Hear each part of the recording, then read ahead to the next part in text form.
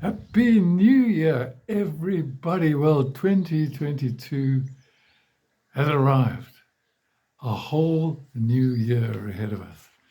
I think there are many of us who would say, well, 2021, yeah, good things were there, but it's good to have a new and a fresh start. And some people are even saying that this virus is on the way out. Well, we hope and we pray so. But we're thinking about new things today.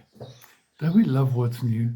Don't you remember when you were a child and you had a new pair of shoes and how excited you were about your new shoes? Or perhaps you little girls, were excited about a new dress that you were wearing. Or maybe you had a new cricket bat, guys, or a new rugby ball. And we loved it. And even when we get older, ooh, there's nothing nicer than a new motorcar. Even if it isn't a second-hand one. And also maybe a new home, a new house, live in a new town, all kinds. And new things excite us because new things mean it's something different. It's a fresh opportunity. It's a fresh start. We can put some of the old stuff behind us and we can start out on something new. Advertisers love it. This is a new kind of toothpaste. Oh, yes, this food has got a new flavor. Or this is a brand new kind of medication that's going to fix you or whatever else it may be. And the advertisers love the word new because we know that we're attracted to what is new. And isn't it lovely when you wake up to a beautiful new day?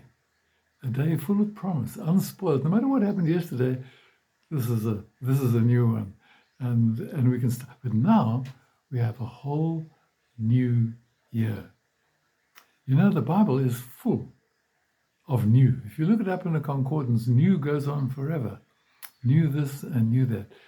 And that lovely verse in Revelation 21 where God says, I make everything new.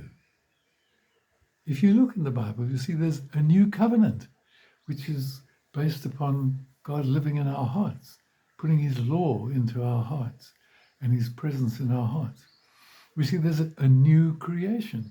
We are made spiritually new by God putting his life into us through Jesus. We see that there's a new song to be sung. We have new praise that lifts our hearts. Jesus says, I've got a new commandment, and this is it. You've got to love now the way that I love. That's something new in the world. And he talks about newness of life. Paul, when he's talking about living the Christian life, he says, let's forget what is past and reach out to what lies ahead. And we're at that crossover point today as we begin on a new journey and in a new year with new opportunities in 2022. Also, a fresh power within us because God every day makes us new in the way that he makes the day new. We can have new plans and we can have new hopes. It's a fresh start in life, a new year. And so the question is, as we look ahead into this new year, where do you need to start again? What do you need to leave behind? What do you need to take on? What is a fresh hope, a fresh dream? What is something different that you can do? Yes, some of the stuff comes with us. Some of us perhaps may be battling with illness. Some of us may carry a lot of sadness with us still from what has happened in the past year. But here is an opportunity for God to put his hand upon our lives and to lift our spirits and to enable us to start in a fresh and a new year. What needs to change? And just two things as we go into the new year. We need to know ourselves. Yes, we often make New Year's resolutions, but we let ourselves down. So we need to know that, yeah, we're not perfect and we're not strong enough in our own strength.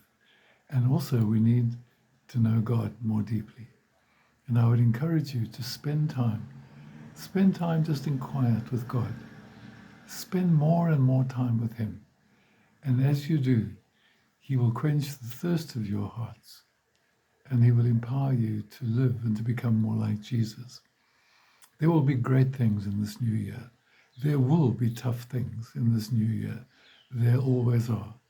But as we start out, we know that this is something that we can face together with God. So that when we get to the end of the year, we can say, praise God that He has brought us through. So may 2022 be filled with wonderful experiences for you, a lot of happiness, a lot of good things, and a lot of opportunities to share the love and the goodness of God with others. God go with you. And so now as we go into the new year, take care of yourselves.